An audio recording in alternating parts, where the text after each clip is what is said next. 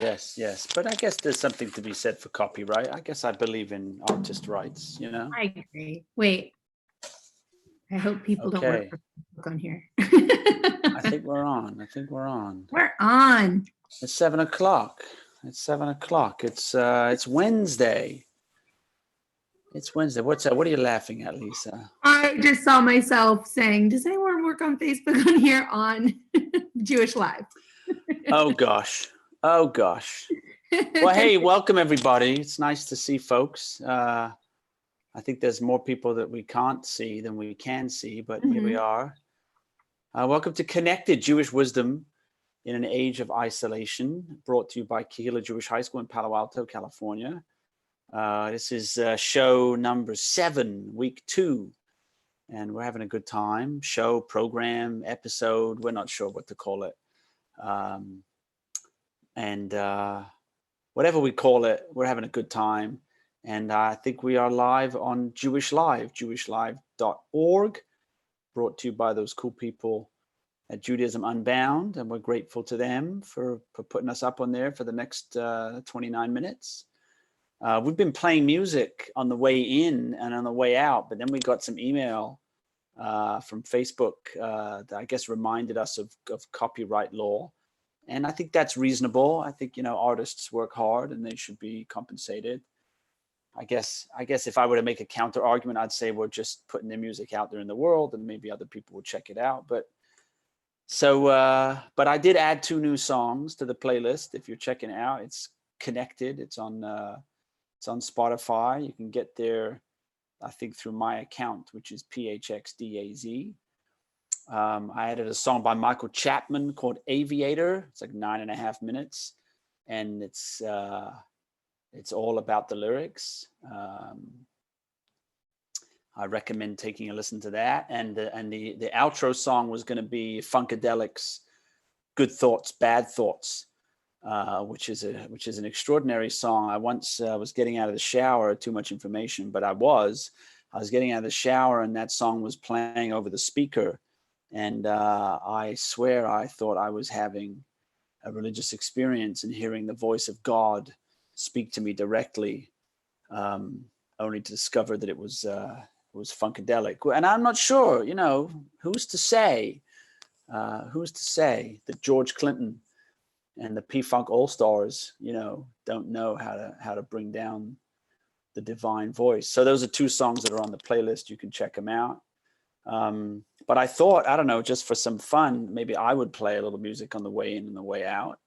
And it's a little nerve-wracking because I'm not one for playing that much in front of people. But if nothing else, I get to show you this extraordinary guitar. It was built in 1943. It's a Martin 0018. And it was originally played by this gentleman here, Jack Cohn, on vaudeville way back in the day, and was gifted to me by my guitar Rebbe, my teacher and dear friend in guitar, Sander Nassen. And so it's a kind of guitar that's kind of built to play the blues on. So I thought maybe I'd open with a little blues because, I mean, it is what it is. We are living through it. And then maybe I'll close with something else. So can you hear that? Give me at least you can hear that. Okay, so we'll try to play something here. Here's a blues in E. And by the way, let me just say something about the blues. I came to the blues. I grew up in England and came to it the way a lot of people did through white artists. Eric Clapton was my main squeeze as a teenager, and that's how I found the blues. But of course, the blues is a African-American art form, and anyone that's worth anything that loves this music knows that that's where it came from, and those are the folks who should get the credit for it. And I was glad that my introduction was Clapton and the Stones and people like that who paid their royalties and gave a lot of attention to those artists, unlike some other people, Elvis, who didn't do the right thing and honor those folks who produced great music. So this is not anyone's song. It's just a blues in E. We'll see how it goes. So just for a couple of minutes.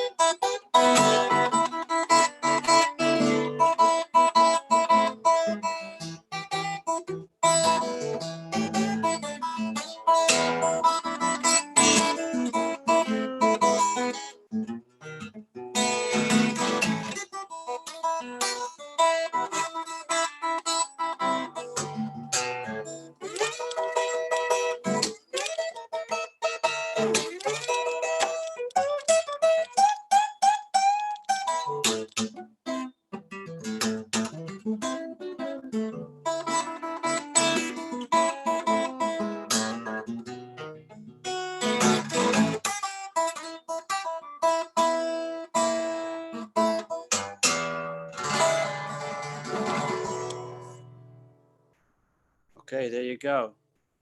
There's a little bit of that. It's still, I don't know if you can hear it, but it's still going. It has great sustain. Gosh, I do love that music. I do love that music. So let's just let's take a few minutes and let's arrive. Let's kind of get settled. I'm gonna put a little timer on for 2 minutes, just for us to kind of sit and just be with whatever we're feeling, whatever's on our mind, and just try to bring ourselves right here, right now.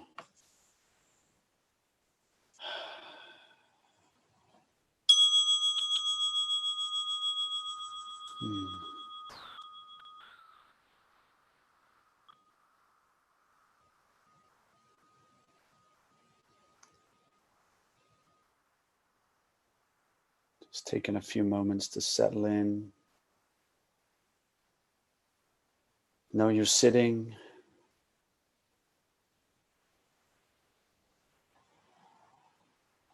Feeling your feet on the ground or the inside of your shoes, just feeling the soles of your feet.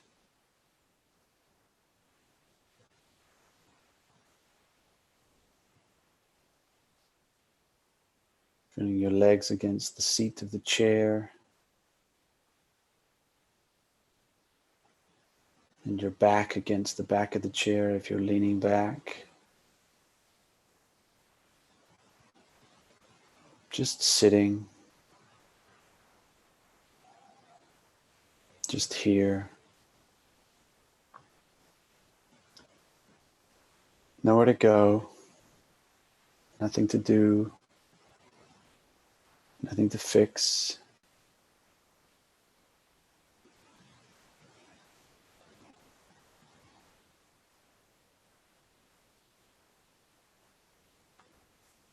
Just bring your attention to your breath. Feel your body breathing.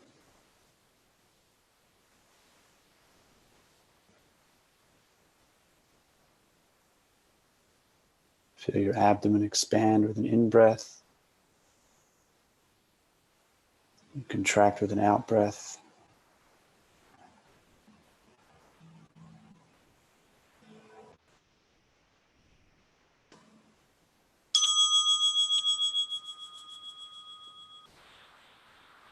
There it is, 2 minutes.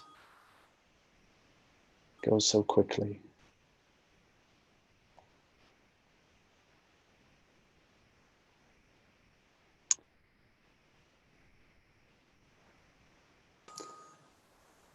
Well, it's good to have folks here.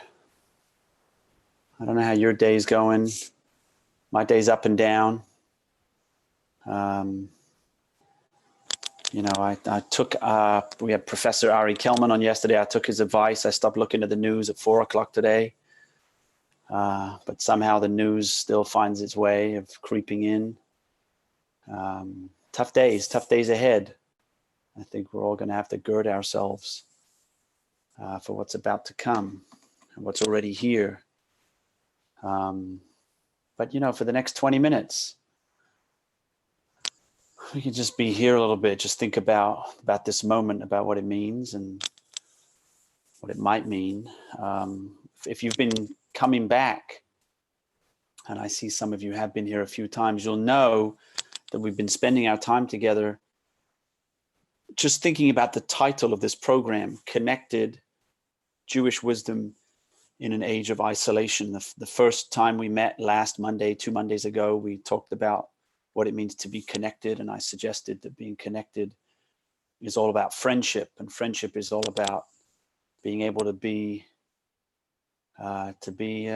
authentic with another person, to really show yourself as you are in reality, and that maybe that is our purpose here in this life, is to make contact. You know, I love all those science fiction shows and movies about making contact with extraterrestrials. I think they're a metaphor for our yearning to make contact with another person. You know, who needs aliens when you've got the human race, let alone your pets and the birds out there and the trees and the clouds. You know, is it possible to make contact? Is it possible in some way for someone over there to have some sense of what it's like over here? So that's what we talked about last Monday. And then we spent a couple of evenings talking about wisdom broadly, and that wisdom is the conduit, is the funnel that gets us from wonder, a sense of excitement at the fact that we're here, to the realization that the fact that we're here means we have to behave a certain way and do certain things. In a word, be kind. That wisdom is not the goal, but wisdom is in service of the cultivation of kindness. And this past Monday, we talked about Jewish wisdom, not just wisdom in general, but Jewish wisdom. And the Jewish wisdom is human wisdom, and all wisdom is human wisdom. You know, we are the inheritors of all of it. It's all ours if we can only cultivate enough curiosity to look, and we can find people that are willing to share it with us. We've had a couple of guests on. We had Dr. Nathan Bennett talk about the New Testament and sacred texts. He had a wonderful line. I asked him what the Bible is, or what a Bible is, and he said, I think quoting his professor, it's a collection of words for us to think with. I love that. That's pretty awesome. Sometimes I think like existence is a collection of atoms for us to feel with. And then last night we had Professor Ari Kelman on, who talked to us about Jewish education and what it could be at this moment. So that's where we are. And so tonight, you know, we're going to talk tonight and tomorrow night, and then we're going to take a break, spring break and Passover.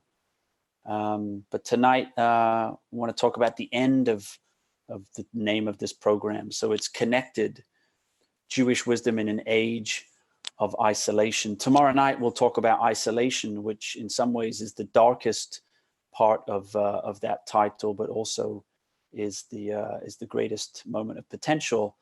Tonight, I want to talk about this age, this moment in time, what might be happening right now, what we might be in the midst of. You know, 75 years ago, at the end of the Second World War, just after, really a few short days or maybe weeks after the end of the Second World War, Aldous Huxley published an extraordinary book called The Perennial Philosophy. Aldous Huxley, most well known as the author of Brave New World, but he was really one of the great minds and great spirits of the 20th century.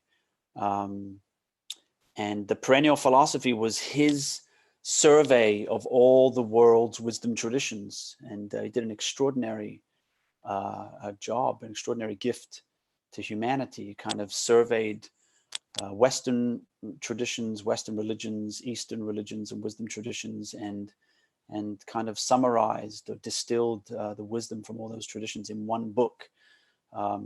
It's extraordinary reading. I recommend it highly. And in 1945, here's something that he wrote. He wrote that the 20th century is, among other things, the age of noise. So he wrote this in 1945. The 20th century is, among other things, the age of noise. The most popular and influential of all recent inventions, the radio, is nothing but a conduit through which prefabricated din can flow into our homes. Can you imagine if he were writing now about Facebook? And this din goes far deeper, of course, than the eardrums. This din goes far deeper than the eardrums. It penetrates the mind, filling it with a babble of distractions.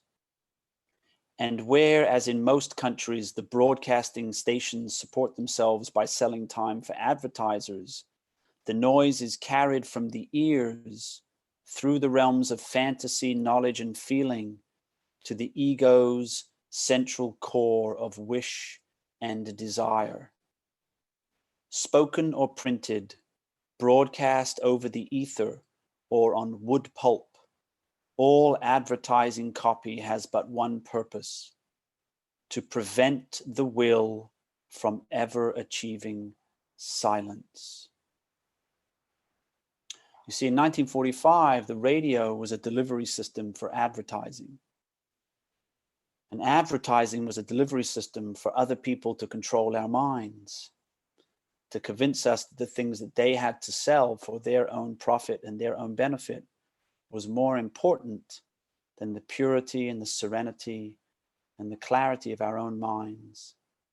So he wrote this in 1945. Again, you know, imagine if he were writing now about Facebook, which lives on top of advertising, which does this not only, by the way, to us adults who might turn the radio on or off, but does it in an abusive manner to our children. And Facebook is maybe only the worst of them, but there are many others, as you all know. So Huxley called the 20th century the age of noise. And for the last 6 months, while I've been at Stanford on sabbatical, I've been working on a book, and I was thinking of calling the 21st century the age of distraction.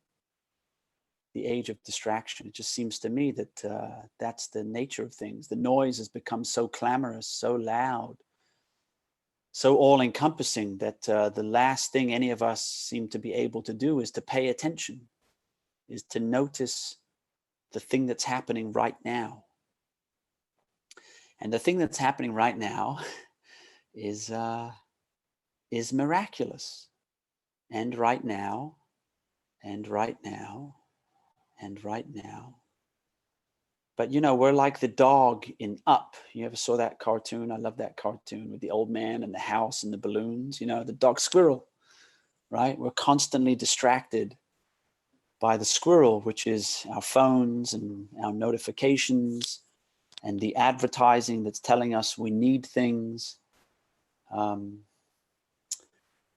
now that we're here with coronavirus, I don't think the age of distraction quite cuts it. And as we've pointed out in the name of this program, I think we're living in an age of isolation now. We've moved from distraction to isolation. But I want to talk about isolation tomorrow. And for the rest of this evening, I want to bring our attention to another aspect of this moment that we're living through. And I think on the topic for tonight's program, we called it "This Moment in Time, the Intersection of Jewish and Human History." So let me tell you a little bit about Jewish history. My friend, I'm sure someone famous said this, but my famous friend, Rabbi Amichai Lau-Lavi, he shared this lovely line with me. He said, you know, history doesn't repeat itself, but it does rhyme. Sounds like the kind of thing Mark Twain would have said. History doesn't repeat itself, but it does rhyme. So we seem to be living through a moment in Jewish history that is rhyming with some other moments in Jewish history. The two that come to mind are the moments, I should say, after the destruction of the first and the second temples in Jerusalem. Let me paint a picture for you. So in 586, the Babylonians came to town. They rode into Jerusalem and destroyed the temple, which was essentially the central gathering place for Israelite religion in the land of Israel at the time. And it had been standing probably for 500 years. We have a good sense that there was a temple standing in Jerusalem from about 1000 before the Common Era. And the temple had been standing for about 500 years. And the Babylonians came into town and they destroyed the temple and dispersed Jews throughout the Babylonian Empire and exiled many Jews in the world at the time. 70 years after that destruction, in 516, Cyrus the Great allowed Jews to return to the land of Israel to begin rebuilding the temple, the second temple. And, you know, that 70-year period is basically a 3-generation period of time. You know, imagine a generation lasts about 30 years. So 70 years, you know, more or less, is the short end of a 3-generational period. And so 3 generations after the first temple is destroyed, Jews come back, they begin to rebuild the temple. And then in the next 3 generations, in the next 3 generations, somewhere in the middle or late part of the 5th century before the Common Era, the Torah as we know it appears, most likely at the hands of Ezra the scribe. He was a scribe, that's what he was known for. Ezra most likely pulled together the different traditions and stories and laws and redacted them and edited them together and presented the Torah to the Jewish people for the first time as we know it. And that story is recorded in the book of Ezra and Nehemiah in the Hebrew Bible. So 3 generations after the destruction, the temple is rebuilt, and within 3 generations more, the Torah appears. Fast forward 400 years, 500 years, the second temple has now been standing for centuries. And in 70 of the Common Era, the Roman Empire destroys the second temple in Jerusalem.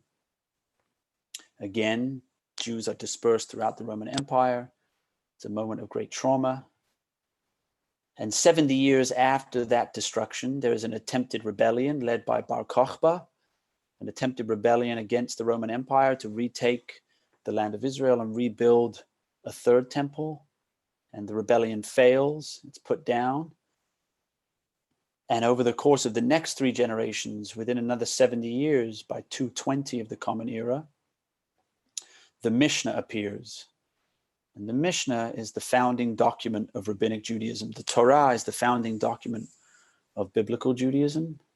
And the Mishnah is the founding document of Rabbinic Judaism. So you see the pattern there: destruction, 3 generations, rebuilding or an attempt at rebuilding, and then 3 generations later, the arrival of an extraordinary document, a visionary document that essentially guides the way for the next number of centuries.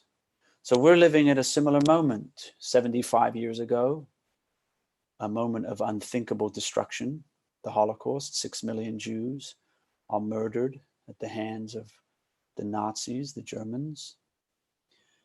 And sometimes 6 million is a number that's too hard to imagine. Think of it this way: if you were Jewish and you were living at the time of the Second World War, 1 in every 3 Jews living at the time was murdered. So here we have 5 people in the Zoom room. I don't know how many people are watching on Facebook, but right here, 1 or 2 out of the 5 of us would have been murdered if we were alive at the time of the Holocaust. Fully 1/3 of every Jew in the world was killed.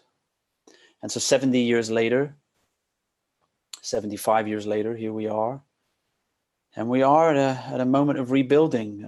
It's unclear exactly what it is we're rebuilding and what Jewish life will look like in the coming centuries. But if it's true that history doesn't repeat itself, but it does rhyme, then I have no doubt that the next 70 years are going to be extraordinary. Something is going to happen unlike anything we've seen before, and it will pave the way for the next era of Jewish life. And so this is it's an extraordinary moment to be alive and to be witnessing this. And at the same time, we are living through this also extraordinary and devastating moment of trauma for our entire human family. It's unclear yet how this will play out, but anyone that's paying attention understands that things are going to be different in profound ways.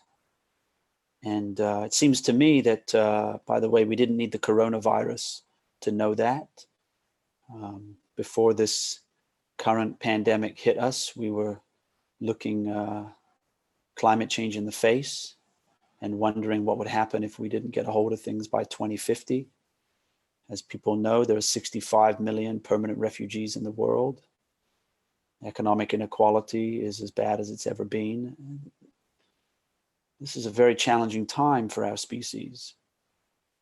And it seems to me that every one of us, individuals, families, communities, religions, countries, businesses, philanthropists, there's only one question we all have to ask ourselves, and that is, what can I do to contribute?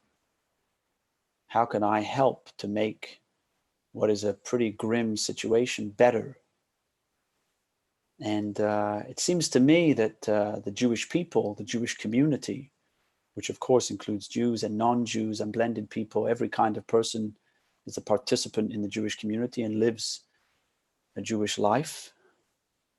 It seems to me that our opportunity as a community is to recognize this extraordinary moment of rebirth, this pivot point, this moment of recovery from the generational trauma of the Holocaust and the beginnings of a renewal of Jewish life, and share what we can of our great tradition to help those in need. I mean, it seems to me that we are the inheritors, the Jewish community, and certainly the human race, but it's the Jewish community that has the keys.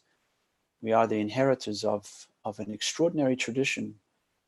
I don't know if it's unlike any other tradition, but there aren't many. You know, Hinduism has been around for a while, maybe as long as Judaism, maybe longer, but there aren't many traditions that have been around as long, that have been thinking about the big questions for as long as the Jewish tradition, and that have some extraordinary insight into how to best do this thing called living.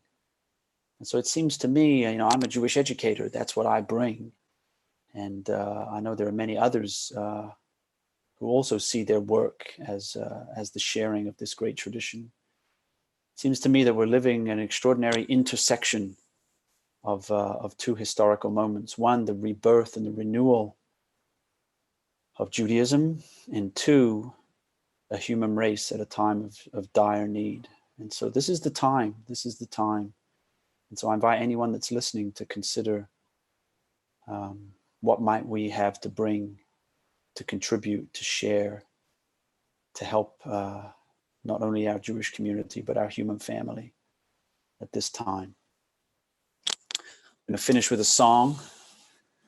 You know, this past Sunday was going to be our school's gala, our school's fundraiser, and we were going to welcome our incoming head of school, Daisy Pellant. I'm so excited for her. A very challenging time, certainly, to be taking over any institution, but certainly a school. And so I'd written this song, and I was going to play it for our community and for her, but I didn't get to. So I'll play it now, and then we'll sign off. This is called 7 Years.